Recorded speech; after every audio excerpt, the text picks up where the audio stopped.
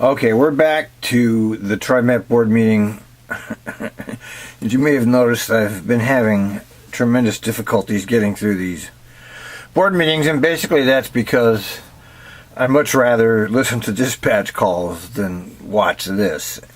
And I cannot catch up with my dispatch.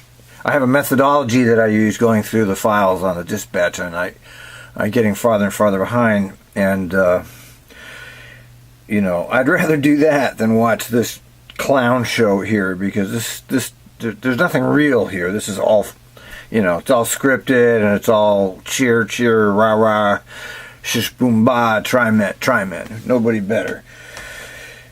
But I've taken a little break from the other, and because I do want to see what's going on here. So we're back to the board and see what we got here. This is a resolution that approve a contract with Stellar J. They're talking about contracts. Modifications at a Ruby Junction light rail maintenance. They're talking about contracts, and I covered the contracts in my blog, on my blog. If you want to see them and how much pork barrel money is going out, you can look it up on my blog. I'm not going to sit through these presentations here because there's nothing here. I hope we keep our eyes on it real well. See, Promise that we will. Because that work is kind of specialized. Yeah. Moving cranes around. Moving cranes around. Yeah. Yeah, he'll keep an eye on it. I'll be a yes, but of course you'll be a yes. You're always a yes. Very good. I don't know what you're talking about, but they're comments or questions? They're discussing some resolution. Let's move it along. Okay. The motion to approve Resolution 17-12-87. Please signify. Move it along. Okay. Final offer from them, and they actually reduced the price during that overall offer. The note here is that the contract will be in the amount of $226,000 for a base year of one term, and then we have additional I don't want to hear about your pork barrel. I want anything else going on in this meeting. You pick, okay? I think it was. Here we go. All right. Is there any further discussion on this agenda item?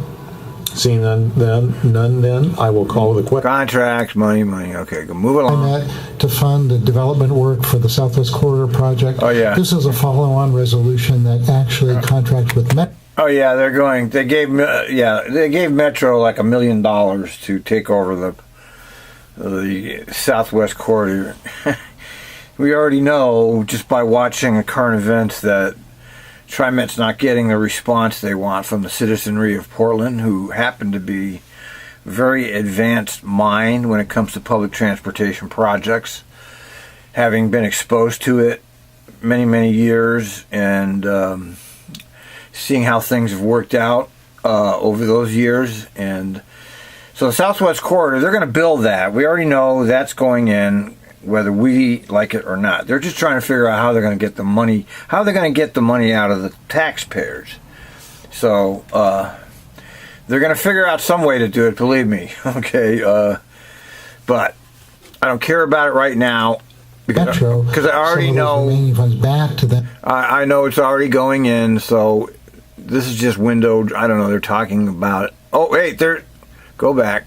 Graphics of Sure. So we had two sort of pieces of feedback between the time you acted on the first slate of members and this Bernie Bottomley addition. Real hack. Bottomley is a hack. He's been all over government, city government, county government, Trimet government. Real insider dude. And part of that feedback was from the committee itself, and they wanted to see more rider representatives and more geographic representation. Oh. So the first three members on the committee are really folks that wait a minute. we identified. We need to go back because this looks like it's something that we want to hear about. So where does it start? The graphics of Sure. So we had two sort of pieces of feedback. She's talking about Southwest Corridor still. Between the time you acted on the first slate of members and this addition, part of that feedback was from the committee itself, and they wanted to see more rider representatives and more geographic representation. So the Rider representatives? Why would you want a rider representative on any of your committees? I mean, Trimet doesn't believe in having riders on committees because, we're just the ignorant masses, and these folks here, thank God for them. They're without them, we'd all be living in a pigsty in a mud hut. So the first three members on the committee are really folks that we identified who are regular riders of the system, who are not from sort of the city of Portland. They're from a more diverse area of the. I'm not sure what he's talking about. He might be talking about, and I don't want to go back and look. He might be talking about this HB 2017 bill that the state imposed on the citizens, picking the pockets of every Oregonian for about $1,400 a piece if you divide it out. That might be what he's talking about here. The region. And then we also heard feedback from Director Esmond about having organized labor represented on the committee. So, oh my God, organized labor on a committee in Portland? In Portland? Why would you want any actual people on your committees? And real people that do real work and ride the transit system. Don't you just want technocrats and bureaucrats and elected officials? Chris Carpenter fills that role. And then Dan Bauer is one of the requirements that's emerging from the rulemaking, as Neil mentioned. That's a work in progress, is that other transit providers within our area should be represented. So streetcar, we already have a representative from Ride Connection, which is another big provider. So we added streetcar as well. And then Art Pierce is essentially a replacement for Dan Saltzman, who's announced that he's going to be leaving and is not available to participate. Thank you. Yeah, I'm glad you brought in Constructing Hope, who, for the audience, they do a very good service getting people ready for jobs in the blue collar world. My former boss is on the board there, and also the Hispanic Chamber. That's good. Good job. Thank you. Appreciate it. I think they were talking about HB 217. Okay. And based on that, what I think I heard is, based on your answer to Director Prosser, is we welcome other suggestions for input into this. Exactly. Yeah, and the committee is sort of just part of the process. We're having public meetings. We met yesterday, so we have the opportunity for public input at those meetings, and then we'll be having an extensive public outreach process associated with the development of the plan. And when they say public meeting, public outreach, what he's really saying is propaganda events. Okay, these are, let's be honest, okay? These public meetings, by the way, are all done during the week, like at 6, when people are coming home from work. They're not done on the weekends when people would be available. It's all pretty much a fraud as far as I'm concerned. Vetting that with the community, so that will be as extensive or more extensive than the outreach that we've been doing around the service plan and budget over the last few months. Okay. Is that a small? Was that considered a small committee? Or? 25? No, that's a pretty big committee. Who's the cat herder, Mr. Bottomley? So we have two co-chairs, Deanna Palm, who's the executive director of the Hillsborough Chamber, and Diane McKeel. Yeah, attaboy, the Chamber of Commerce. She's one of the chairmen. Who is a former Metro or Multnomah County commissioner, and so they have a business person and a technocrat as the chairmen of the committee. So that's all you really need to know, because those are the people that hold the agenda, and they can shut you up when they want. So that's who's running the show, is a business person and a technocrat. Is very well connected in the Gresham area. Yeah, connected, right? Connected. The new Lake Oswego. She's connected. All right. Anything further? Is there then a motion to approve Resolution 17-12-90? So move. Is there a second? Second. Second. Any further discussion? Hearing none. and I'll call for the question. All those in favor of the motion to approve Resolution 17-12- I should look up all of please these signify by saying aye. resolutions. Aye. Any opposed? see what Any the hell- abstentions? The motion is approved unanimously. Yeah, You'd like to have a break before we go to the next ordinance? Yes. Okay, why don't we take 5 minutes? Is that okay? All right, they're going away. All right, perfect. All right, let's go. 15, 16, 17, 18. What's more than 5 minutes? 6 minutes, 7 minutes. All right. Fair program. So I will turn to Trimet General Counsel Shelley Devine to read this ordinance by title only. Ms. Devine? Thank you, President Warner. Ordinance number 347 of the Tri-County Metropolitan Transportation District of Oregon, adopting a low-income fare program and amending Trimet Code, Chapter 19. This is the first reading and public hearing. Thank you. Before we get into discussing it, maybe Neil or you could and John could give us a little bit of input, or I see another new face here. I don't know, so maybe you can do some introductions for us. Right, so let me just first of all just note that I think this has been, as many of the comments you received earlier, this has been a multi-year process to really develop a program that we can really be proud of, and I think we can be proud of the recommendation that's before you right now. I'd like John and Carl Green, who's here with him, to actually review the key facets of the ordinance. What in the world is this in his ear? See that little thing right there? What the hell is that? And also the Title VI analysis that was conducted associated with it. And again, anytime we change our fare ordinance in any substantial way, you'll be seeing the results of the Title VI analysis. Yeah, Title VI analysis, which is complete bullshit. Okay, it's some kind of federal law that they have to somehow study the low-income aspects. None of those ever change anything. Okay. That's window dressing, saying, "Oh, look, we checked to make sure it didn't hurt poor people or minorities," but it's bullshit. Okay, as far as I'm concerned, this is just me.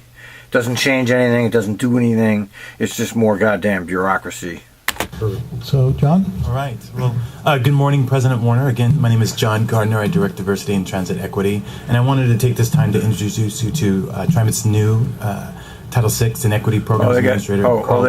They have a director of diversity and a director of Title VI. Attaboy, hire that bureaucracy. But Get as a few Neil black said, I'm going to faces do a in brief there. overview of the, I want to say, about 24-page document you have. That is the actual Ordinance 347. I have clicker problems here. So as Neil said, this has been a long time coming. Long before I came to Trimet, Neil and Bernie Bottomley and John L. Bell were looking into the feasibility of a low-income fare program. And I want to say in the winter of 2016, you all gave us, the Diversity and Transit Equity Department, the charge of building out a program, but making sure that it was sustainable and it was something that was regionally funded, that it was meaningful, and that it provided us a subsidy that was actually making a difference in people's lives. Yeah, see, the Public Transit Agency of Portland has no low-income fare, and it has an abusive fare evasion policy that fines low-income people ridiculous amounts of money. It's basically a predatory agency. I know lots of people say, "Oh, that's just Al." But it's a predator. It preys on the public. Okay, it doesn't. The service is marginal, and the impact of not paying your fare is major. And they're way late on this, and I've already talked about this many times. This only came into being because they stole from the taxpayers' wallets $5.4 billion. And one way to make that seem better than it actually is to give some of that money back to actual citizens. So they're giving $12 million, which is like nothing. It's nothing. What is it, 12%? Like 12.6 it's like 1.5% of the money that they're stealing from the citizens is going to go into this. But of course they're going to make a big deal out of it because this is how they get community support. And that it was targeted, that it was actually going to serve the right people, and finally manageable, that the cost of administrating the program wasn't going to be larger than the actual public benefit. And I think that's what you have in front of you today. Yeah, So at the high level, this ordinance defines the low-income fare program. It establishes eligibility at or below the 200% federal poverty level, and it allows for eligible participants to participate in the program using a tappable ID card, much like the employee card or the honored citizen card. No, I just want to stop it right here because I'm reading along and it says general manager may adopt rules as necessary. Now it's interesting because they don't really talk about this much anywhere, but Trimet is what I call a tax farm. A tax farm is any agency of the government which has been mandated or given permission to operate by the government to collect taxes from you, whether you like it or not. These are places that I consider to be illegal and immoral because nobody has the option whether you're going to pay this or not. You have to pay this under the threat of violence. Okay, so I consider all these tax farms immoral, sociopathic agencies, and that includes Trimet. But here it says general manager. So the point I'm trying to bring, the general manager is the president of the United States of Trimet, okay? Just like the mayor of Portland is the president of the Portland tax farm. And the general manager is the president of the Trimet tax farm, and Trump is the president of the federal tax farm. Each one of these tax farms has their own little aristocracy established along with them. And the aristocracies of all these tax farms always happen to be the elites of that community. Okay, it doesn't matter where you go, it's all the same. The elites run the tax farms. And who gets most of the money from the tax farms? The elites. And, you know, they give you some transportation in Portland, but most of the real money goes to capital projects, okay? And that's just the truth. And administration. The capital projects is how they take the money from the citizens and distribute it to the contractors. And as we know, government functions for the benefit of corporate America, not for us. It's all about corporate America. So the general manager here, he's you know, it's not the board, it's the general manager. Okay, this is important. It's always it's not the board. The board is only there for window dressing. The general manager is actually the Trump of Trimet. It provides a fare savings of 50% off the single-use and day pass, and as you heard earlier today, 72% off the monthly pass. It also gives the general manager the opportunity to build out the eligibility process, the application process, and some of the other program operational details that we're still working through.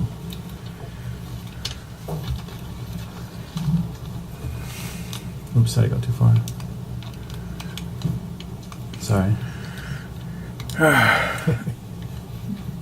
All right, and so I want to let Carl speak a little bit about the process involved in the Title VI analysis. As you know, every time we do anything with fare changes, we're required to do a Title VI analysis. So, Mr. Board President, fellow directors of the board, again, my name is Carl Green Jr. I'm the Title VI and Equity Programs Administrator.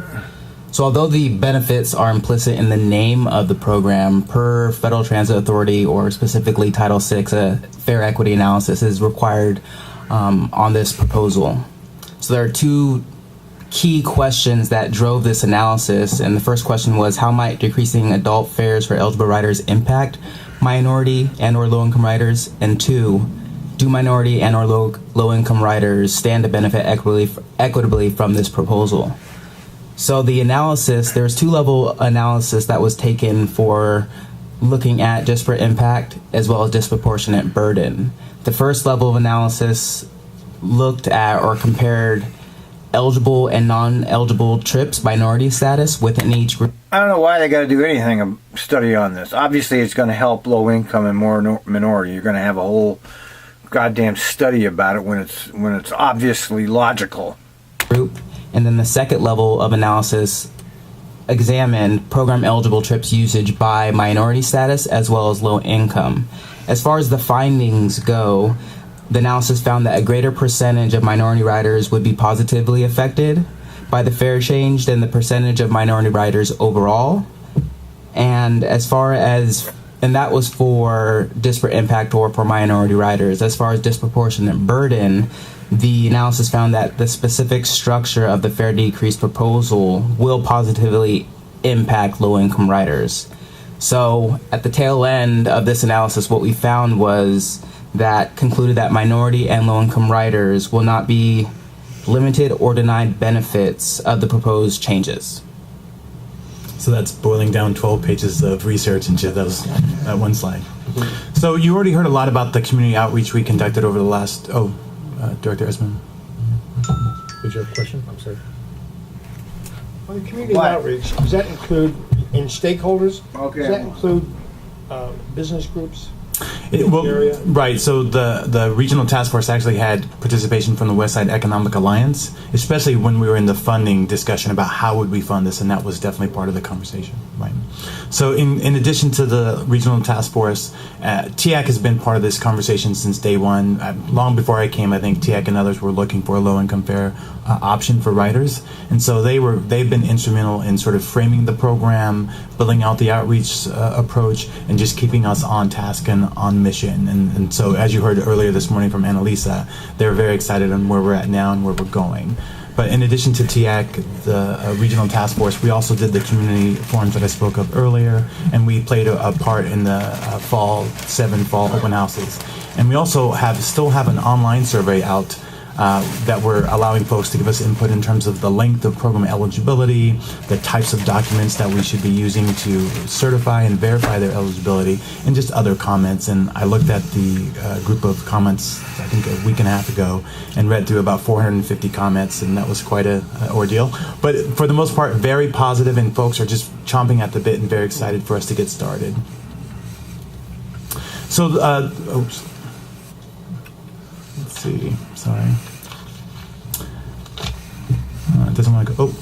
So the financial budget impact. So our estimate of the sort of the fully costed program would average around $12.3 million. I'll put an asterisk to that related to fare capping. We're unsure how that's going to affect the program, but that $12.3 million was the program cost that we talked with in terms of the Regional Low-Income Fare Task Force, and that assumes about 40 to 45,000 users using multiple types of single-use, day-use, and monthly pass, and that would make us 45,000 people.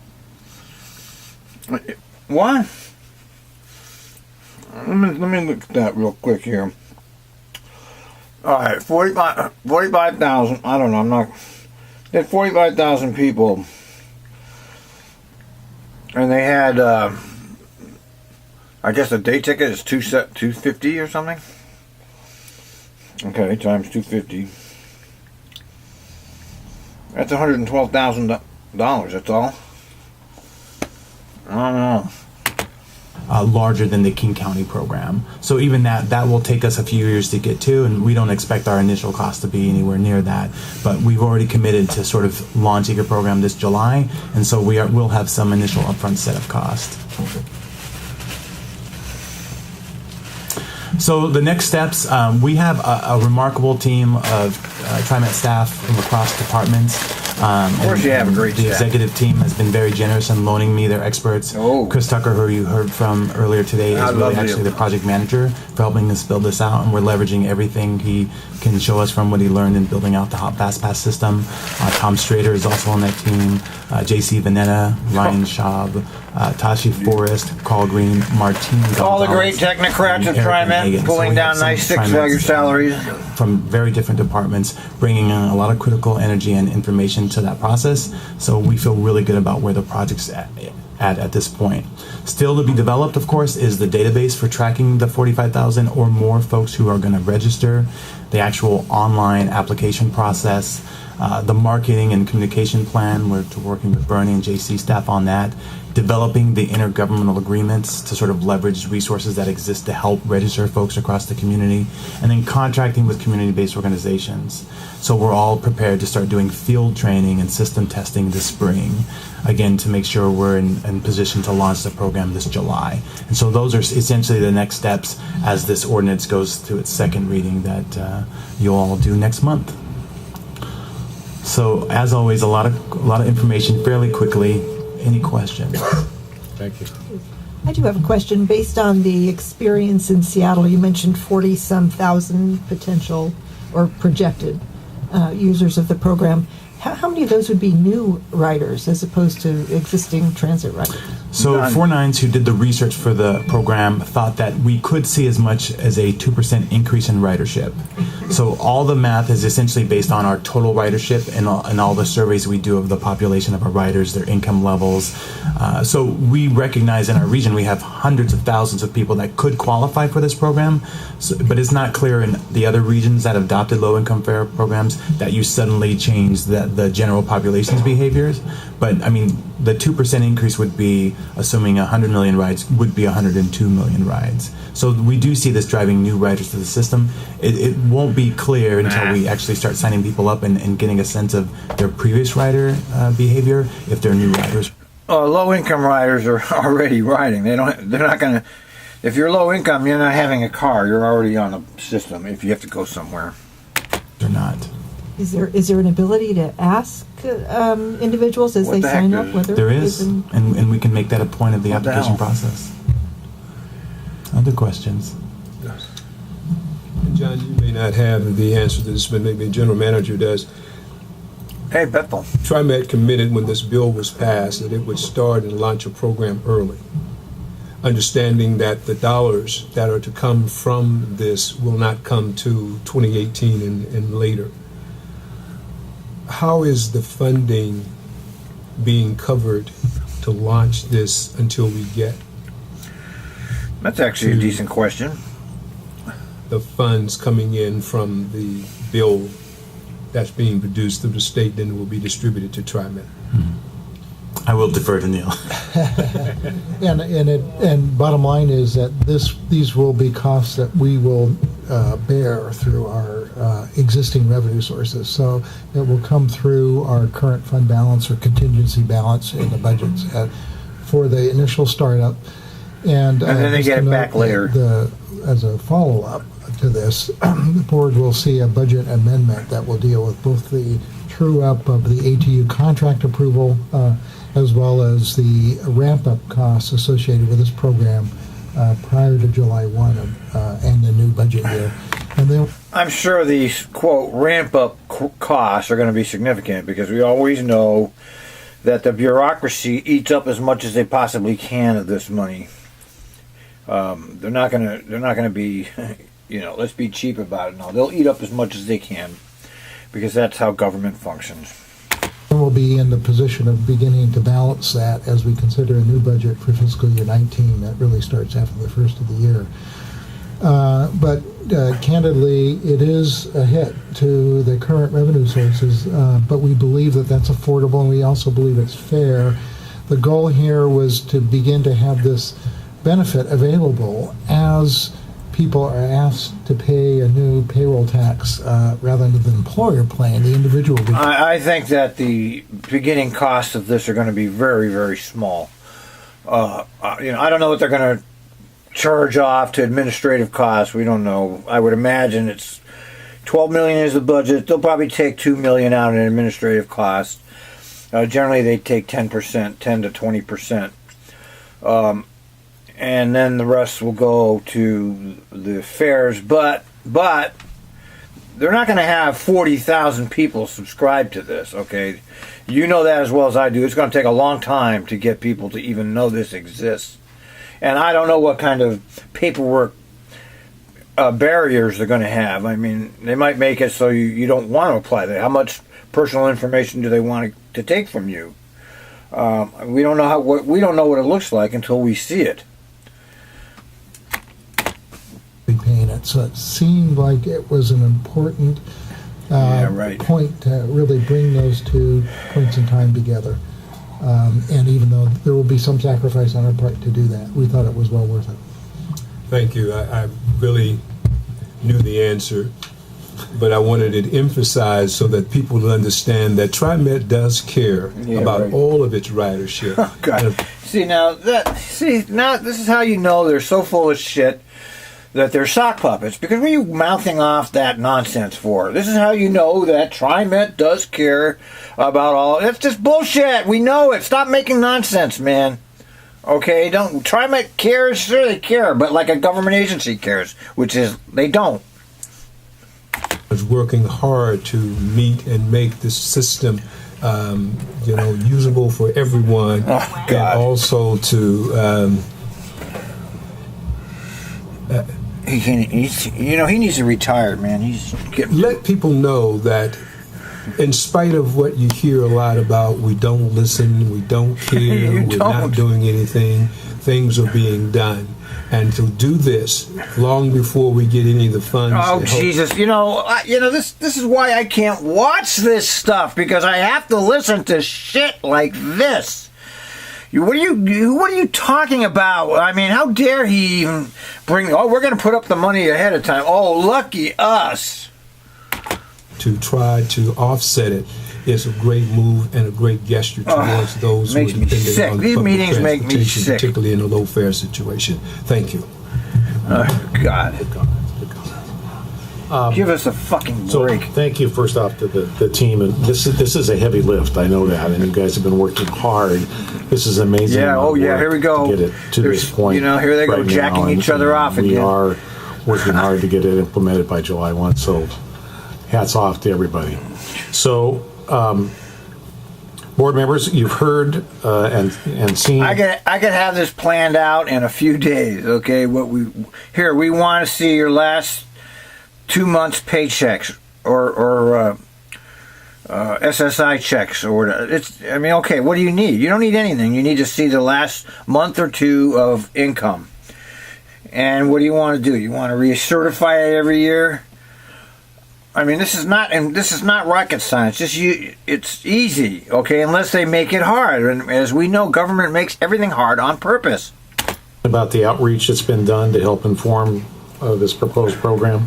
You've also seen the conclusions and heard them about the equity analysis that's associated with these policy changes. And our Transit Equity Advisory Committee has also reviewed the analysis, and you also have those comments. So, does the board have any other questions regarding the transit equity analysis or any other concerns? I'm not sure. I just want to make a comment. This is very important to a lot of us. Here we go. A lot of people sitting here and other places. I know with my other hat, I lobbied for this bill in Seattle. And I want to make sure that you have all the resources that you need, you being... Once again, what resources do you need? You need to know what people need to show you, and you need one person to approve it, to look at the documents. That's what you need. You need 2 people. Okay, that's what you need. You don't need a director of this, an assistant director of this, a coordinator of this, 5 administrative assistants, and who else, whatever else. The big group, how's that? Support. You can say no. It's okay. No, but seriously. No, and I want to see it roll out on July 1st, and something comes up other ways I can help someplace else. Let me know. Out of it, man. And again, I think this started and has been consistently championed by Neil. Oh yeah, but right. Then Neil. Shelley Devine has loaned her staff. Dee Brookshire has loaned her staff. Bernie Bottomley has loaned his staff. Soon, Tim McCune will loan his staff. So Doug Kelsey. Yeah, see how they overcomplicate this? What are you doing? Why do you need that many people? Okay, you've already figured out the criteria. 200% of the poverty line. See how overcomplicated they're making it? They already know what it is. All they need to do now is figure out what they're going to use for documentation for the people applying. That's all they got to do. So I have no idea what the hell he's talking about here. Entire leadership team is leveraging resources as well as putting forward budget resources that weren't planned as part of the FY18 budget. So I feel they're so generous. And now we just need to hire some program staff and get this thing. Get 2 staff and figure it out. Big deal. This was your shot to make. I know. Okay. Thank you. Okay, so if the board is comfortable with the conclusions of the equity analysis, we'll move forward, and I'm going to open. All right, wait. The floor to public comments on this ordinance. Okay. Let's hear if we can comment. All right. Before I open the public hearing, I do want to state that any written comments we received online or through the mail have been shared with the board, and comments cards completed today, and that information that was provided during public forum on this ordinance, I assume will be part of the formal public record for the public hearing today. Is that right? Okay, thank you. So we heard a number of folks this morning who testified in the public forum, and I don't have anybody else who's signed up for who's going to wait an hour and a half to talk about this. But I am going to open the public hearing on ordinance 347 and ask if there's anyone who did not sign up in advance who would like to address the board here at this time. Yes, please. Oh, we do have let's see, who is it? Oh, it's Dave Bouchard. Okay.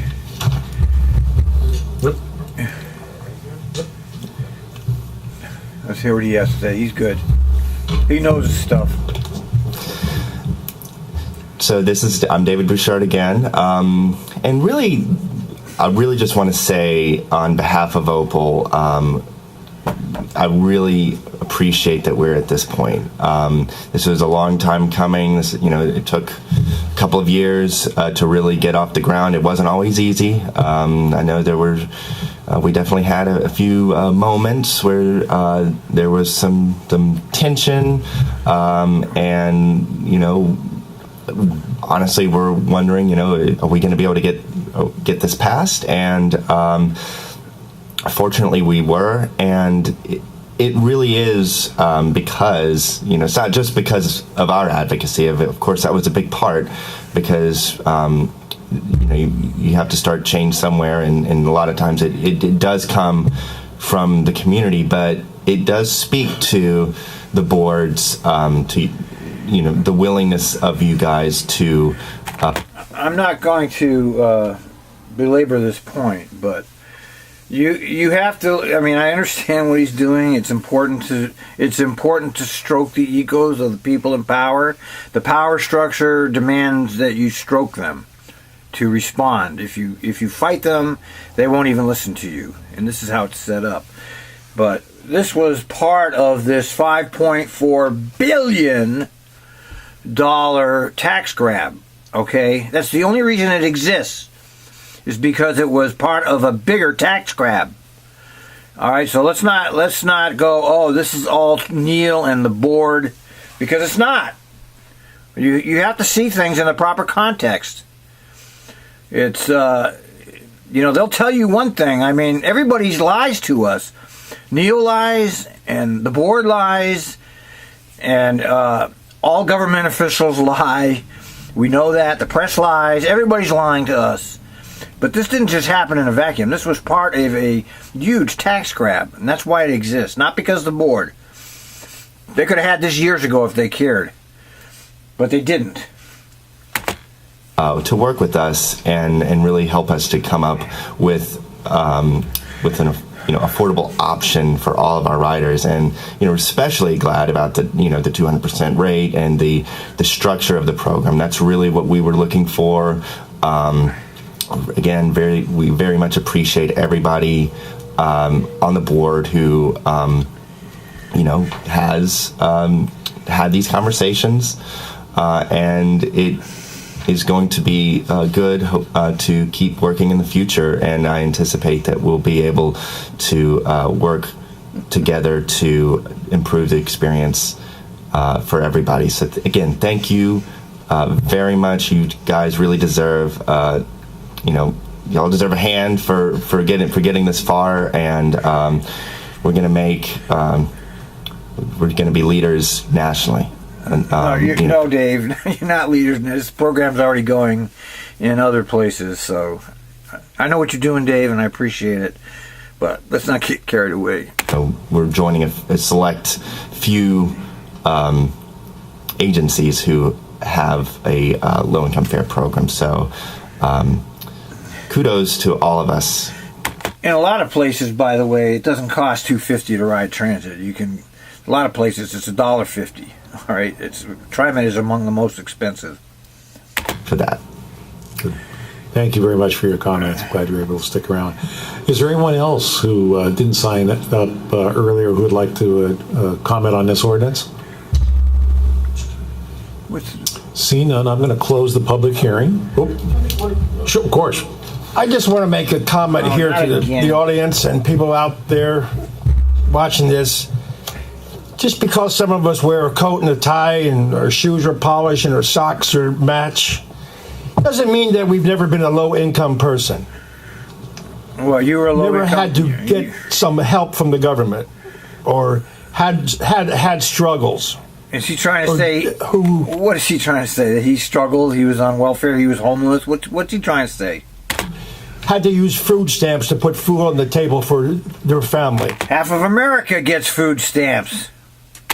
So, just an FYI for everybody out there. He doesn't get food stamps now, I can tell you that. All right. The public hearing is closed.